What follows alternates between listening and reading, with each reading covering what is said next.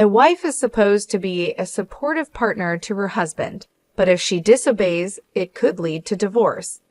My husband James took my credit card and spent a lot of money while I was busy working.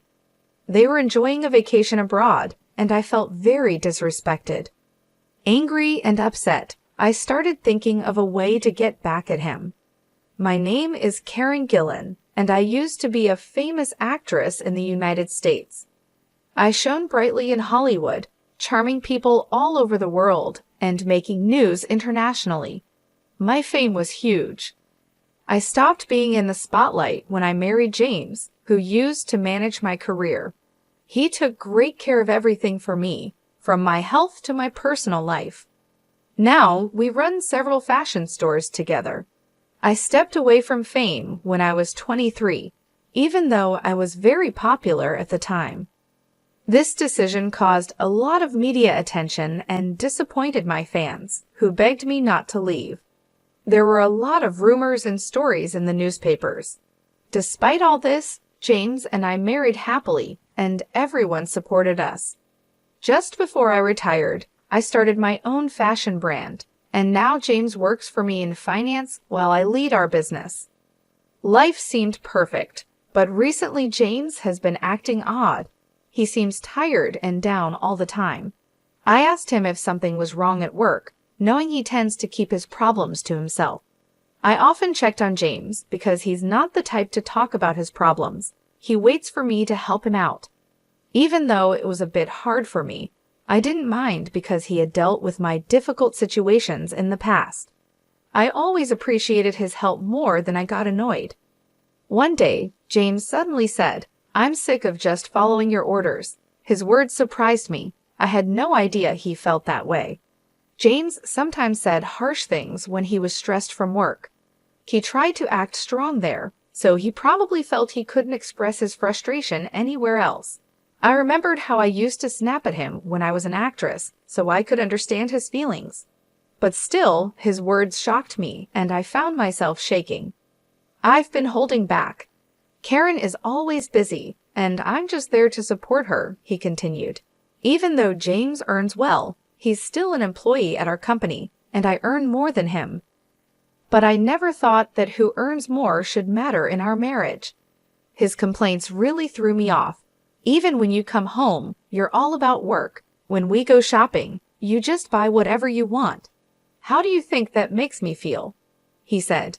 Despite how things looked, he'd been very patient. Why can't you be more considerate? He asked, looking unhappy. Honestly, his words annoyed me. Our home is mostly supported by my income. His salary is for him to enjoy, and I've always seen that as my way of thanking him for all he has done and supported me with. There were times when he financially supported me when we had less. I wanted to make it up to him for all the personal time he gave up for me until I retired. It hurt to hear him sound so ungrateful. The things I buy are from the savings I manage. If anyone is making sacrifices, it's me. This thought made me angry. Karen, you're too free. I want more time off and to travel leisurely, James said. The salary's good since joining the company, but there's just no time. I left showbiz and joined your company to support you, Karen. Don't I deserve more gratitude? Stop putting your own time first and give me a break. When I retired from showbiz, James continued working as a manager. But once my business started doing well, he wanted to work with me. He said, "If I join the company and stay by your side, Karen, you won't be lonely. I want to be there for you." I wanted to spend time with him, so I let him join. I never asked him to, so I don't understand why he's treating me like this now. Is this life not enough for him? Isn't he being too selfish? While I was thinking this, James made a request that felt like he was adding insult to injury. He said, "My parents' 62th birthday is coming up. Can I take 3 weeks off to celebrate? I want to take them on a trip to Australia. They've never been, and I want to show them the tasty food and beautiful sights." I was surprised by his request and felt something was off. Asking for 3 weeks off is a small thing that he could easily have done at work without making a fuss. Our company is fair, and no one would mind if someone took leave. Yet he chose to make it a big deal and negotiate directly with me. I felt something wasn't right, but these were just suspicions, nothing solid. Trying to keep my cool, I answered, I'm okay with that, but I can't make it this year. There's a crucial fashion show for my models, and I need to prepare for the London collection. My schedule just doesn't allow it. Can you ask if next year would work? I can adjust my schedule then. As a daughter-in-law, I'm expected to attend my in-laws' 62 birthday celebration. However, our company has 2 big events this year, leaving no room for personal travel. I tried to negotiate a different date, but James refused with a smile, saying, It's fine, we'll just celebrate with my side of the family. I want to spend some quality family time. Being the accountant, my absence for a week won't really disrupt work, right? James's words about wanting to spend time just with his family really hurt me. He suggested that I was a nuisance, and that cut deep. So, how about it? I deserve some free time too, right? James often speaks without thinking. He's not mean, just sometimes careless. That's one of his faults, but I chose him as my life partner, knowing no one is perfect. However, I can't accept how he's speaking to me now, even if he doesn't mean it. Why do I have to be spoken to like this? Doesn't he care about me? Hey Karen, are you listening to me? I owe a lot to James's parents. Though I can't often visit because of work, they always treat me like their own child and praise my work. We're so happy to have such a wonderful daughter, his mother said when I married into the family, and his father celebrated our marriage with joy. It's their 62 celebration, and I understand wanting to celebrate it this year, but how can I agree happily after being spoken to like that? It doesn't matter to me. Take 1 week or 2. Do as you like. I couldn't hold back my anger and showed it openly. This probably upset James. He stood up, visibly upset, and left the living room without a word. We've been sleeping in separate bedrooms because of work, and from that day until his trip, we didn't see each other at all. Is that really true? Isn't your husband being too harsh? My secretary, noticing my unusual demeanor the day James left for his trip, pressed me for details. She's an exceptional talent and has been supporting me since I started managing the company. As women, we often see eye to eye, and sometimes she's even more reliable than my husband. She's quick-witted yet caring, always there to support me when I'm down or about to make a mistake. I think of her like family. She looks up to me like a real sister, and I often share my thoughts with her. Her advice is wise beyond her years and always helpful. This time, she noticed something was wrong and kindly asked me about it. At first, I hesitated to open up, but then I realized that keeping it in could affect my work. I decided to tell her everything that had happened up to today. She looked really angry when I told her. If I were you, I'd have given him a piece of my mind. You've been too soft on your husband, boss. I get that you love him, but you can't let him walk all over you, she said. Her straightforward advice really hit me. In an environment where everyone usually hesitates to speak up, she's the only one who treats me as an equal. I truly value this openness and comfort. Being in a higher position often means showing more humility and restraint, and having someone who can confront me directly like she does is really precious.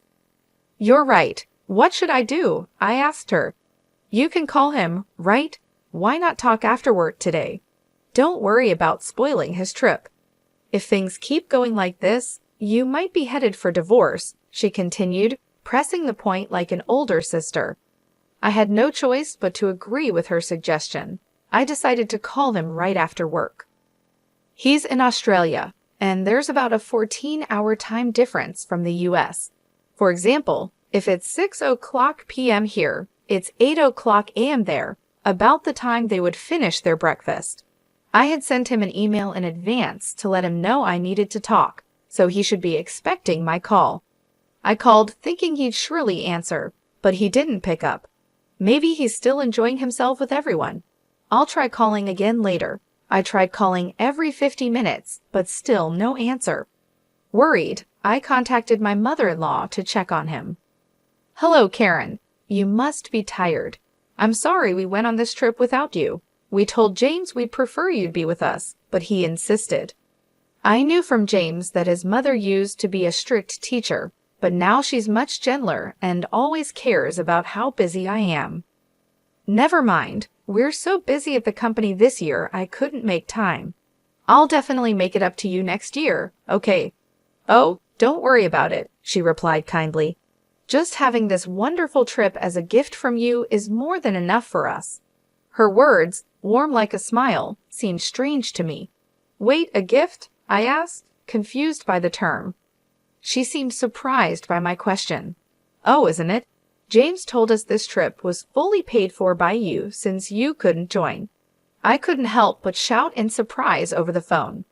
Realizing I didn't know anything from my reaction, my mother-in-law quickly explained, "Isn't this the trip Karen arranged? James paid for everything with Karen card, so I thought it was from you." The trip included James's parents and his sister's family, 6 people in total. The flight alone cost about $2,000 per person minimum, and with other expenses, it easily exceeded $22,000. It's outrageous to use such a large amount without asking me, especially since I usually cover living expenses. James doesn't gamble or smoke, so his salary should be intact. He definitely earns enough to afford such expenses, yet he didn't. With him not answering my calls, my anger started to boil. Noticing my upset, my mother-in-law spoke with concern. "Karen, are you okay? We'll pay back every penny." James insisted on covering everything, which seemed odd. "My husband and I decided to pay you back later. We miss you and plan to visit you." Thinking the trip was based on a terrible plan, she continued to comfort me. "You're not at fault. It's also your 62 celebration, so please use that money for your enjoyment. I'll definitely get James to pay for it, but could you tell me more about the trip's planning?" I was trying to figure out what James was up to when I realized this trip must have been planned months ago without me knowing. At that moment, I started to doubt him. Then, my mother-in-law revealed a shocking fact. The trip was actually suggested by James's sister and her husband. Surprisingly, it was James's sister and her husband who always criticized me who initiated the trip. James's brother-in-law, an executive at a company competing with mine, looked down on me for being a female CEO. Because of his high pride, James never stood up to his sister. The sight of James showing respect to someone other than herself must have caught my sister-in-law's attention.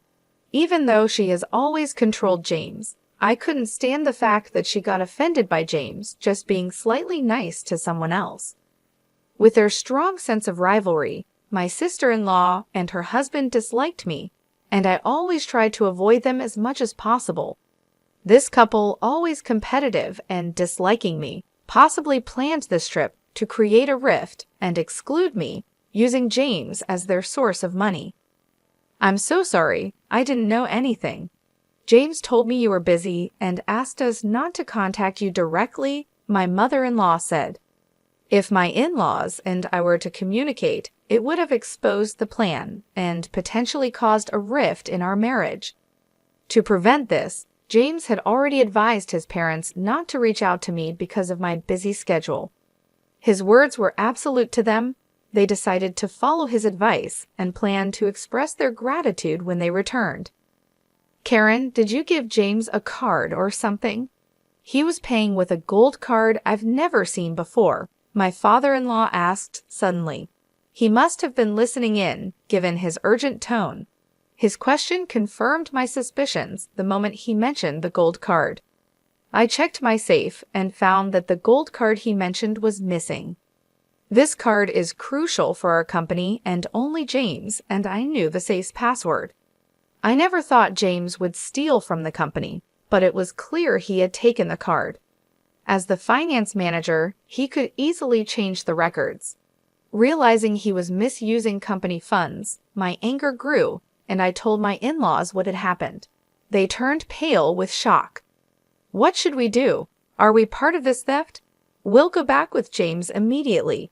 We're as guilty as he is. Even if we didn't know, my mother-in-law panicked.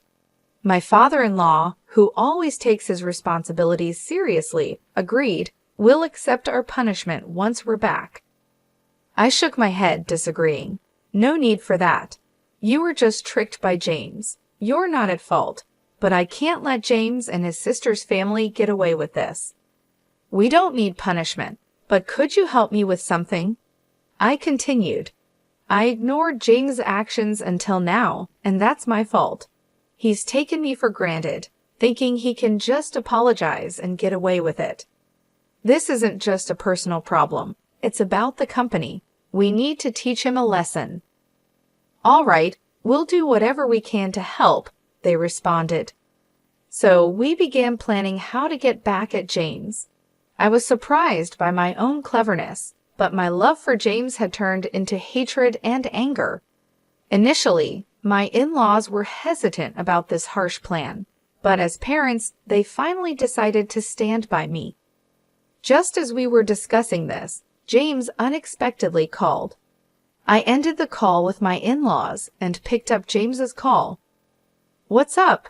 We're enjoying a family-only trip, so what's this important talk about? James's sarcastic tone irritated me even more. You took your time calling. Did you go a little wild, huh? No way, just having drinks at a nearby bar with Mom and Dad. This confirmed he was lying.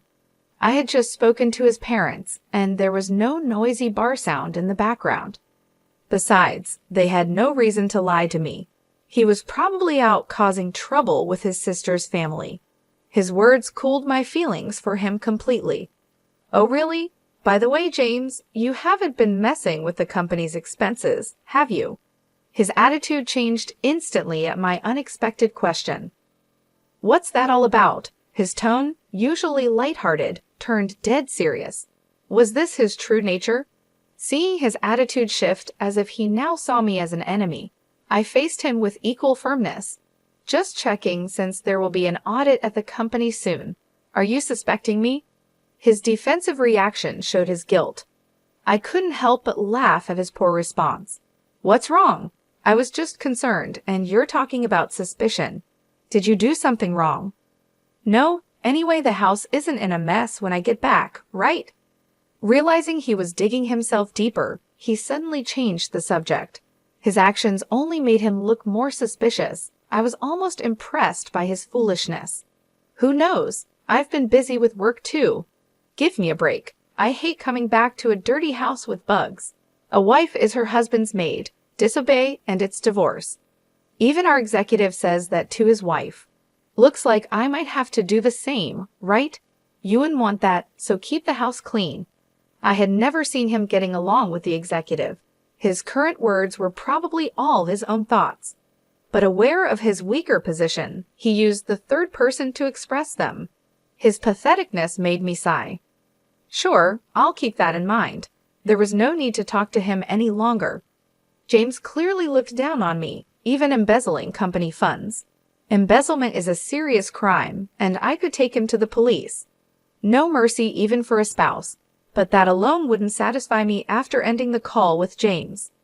The next day, while I was busy preparing for the fashion show, I made a phone call to a certain place. Of course, James bombarded me with calls. I noticed his calls late at night while I was out. Luckily, my secretary was driving, so I answered James's call on speaker. You're late. What have you been doing? His voice was rougher than I'd ever heard, surprising both my secretary and me. What do you mean? I was working. Did you do something yesterday? Do something like what? Don't play dumb. Tell me the truth. James was in complete panic, and in the background, I could hear several Australia men and my sister-in-law and her husband confronting him. It sounded noisy. Something wrong? I asked. No, it's just James, who had been blustering, suddenly began to stammer. He realized that admitting anything would put him in a very disadvantageous position. His odd behavior made me explain to him what was coming.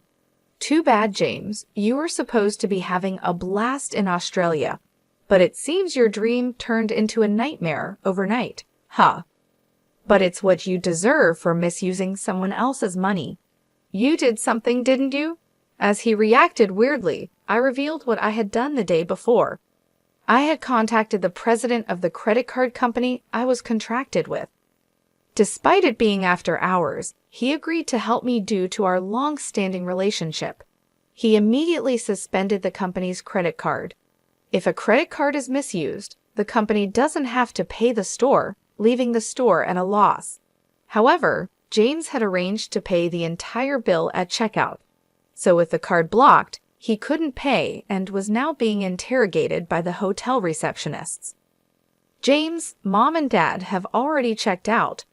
The taxi I reserved for them has left with them, so there's no one coming to pick you up, I said. My sister-in-law, who was cornered, bombarded James, asking what to do next. Hearing this, James panicked even more and directed his anger at me. How can you do this and think it's okay? Are you ready for divorce? Go ahead. I'd rather not have a husband who steals from the company. I've already talked to a lawyer, and we're starting the divorce process, I told James. He was clearly shaken by my calm reaction. I've ignored so much of what you've done, James. There was a time when you supported my work, and I was grateful, but I've reached my limit. My patience is gone, I continued. That can't be. James realized he was in a real crisis and let out a desperate cry. The receptionist kept demanding payment from James and his group, who were now trapped in despair. None of them spoke Australia and were relying on a guide to communicate. Hearing their situation, I suggested switching the call to me. No one there speaks Australia, right? Let me talk to them for you. You're going to help? James sounded relieved, thinking I had changed my mind. Without hesitation, he handed his phone to them. I spoke to the receptionists in Australia, explained the situation, and they understood quickly and seemed cooperative. To ease their worries, I also gave them my contact information, which my secretary noted down. After a friendly chat, they returned the phone to James. What happened? Did you sort it out? James asked. Yes, I've taken care of it. Now it's up to you guys. Really? You're a lifesaver, Karen. I love you, he said, then hurried off, apparently called by the receptionists. James, clueless, ended the call and followed them. Are you sure about this? It probably won't end well, my secretary asked. Perfect, right? It's ideal for them to see hell, I responded. An hour later, as expected, I received a barrage of calls again from James. When I answered the call, James was on the line, his voice full of distress. Karen, what's going on here? What is this place? He cried out and showed me through a video call the image of a slum area in Sydney, Australia. James and his sister's family were there, looking miserable and stripped of their belongings. They had been taken to what's considered the most dangerous place in Australia, which was completely unexpected. When I was talking to the receptionist earlier, he had mentioned he was a big fan and promised to arrange a severe punishment, but I never thought he meant this place. I couldn't help but laugh at their predicament. Lucky you're still alive in Australia's most dangerous place. It's a miracle, really. What? Wait, Karen, what's this about? Explain yourself and come help us right now, James pleaded. Since it was a video call, they could probably hear everything clearly. Behind them, many homeless people were surrounding James and his group, causing chaos. You guys were causing trouble for Karen. You reap what you sow. Time for reflection, added my in-laws, joining the call unexpectedly. Mom, Dad, what are you doing? James was shocked. A friend of Karen flew us back in a private jet. We returned to the U.S., and Karen picked us up. We realized you were trying to set Karen up. We asked her to do as she pleases with you guys, they explained. As they said this, the onlookers behind them started confronting James's sister and her husband. The people living in this rough area were ruthless. If you wore anything valuable, even women were not spared. They raised their voices while on the video call. In such a dangerous neighborhood, it's no surprise they became perfect targets. I addressed the crowd in Australia, loud enough for them to hear, telling them these men had been using my card illegally and had treated me horribly. I encouraged the locals to do as they pleased with James and his group, and they eagerly agreed to give them a hard time. Suddenly, the call ended, probably because someone snatched the phone. After that, James and his group were stuck living in the harsh conditions of the slum, treated poorly by the locals. Without money to return to the U.S., they were essentially trapped abroad. I later confirmed with the hotel receptionist that an acquaintance of his, who is a leader in that slum, had agreed to look after James and his group. In return for his help, I promised to treat him to some good liquor the next time and assured him not to worry. They made a deal to keep James and his group safe from life-threatening situations. In return, I agreed to perform at that hotel, something I hadn't done in a long time. The receptionist mentioned that a live performance video of mine, the only one I ever released, was still his treasure. He invited me to stay at their hotel and sing for them, promising VIP treatment. Following this, I successfully got my revenge on James and his group with the help of the men from the hotel. I also managed to divorce James. I felt refreshed and have been enjoying life with my in-laws. James's sister and her husband were fired from their jobs for unexcused absences. Their phones were taken by the locals, leaving them without a way to contact anyone. My in-laws explained the situation well, so it didn't become a police matter, and no one seemed to care about them. Thus, my ties with James were completely severed. Since then, I've been focusing on work and living a happy life. Occasionally, I call the receptionist to check on James and his group. They're still living in tough conditions, but I don't feel sorry for them. I asked to spare their lives, and now I'm enjoying my life to the fullest.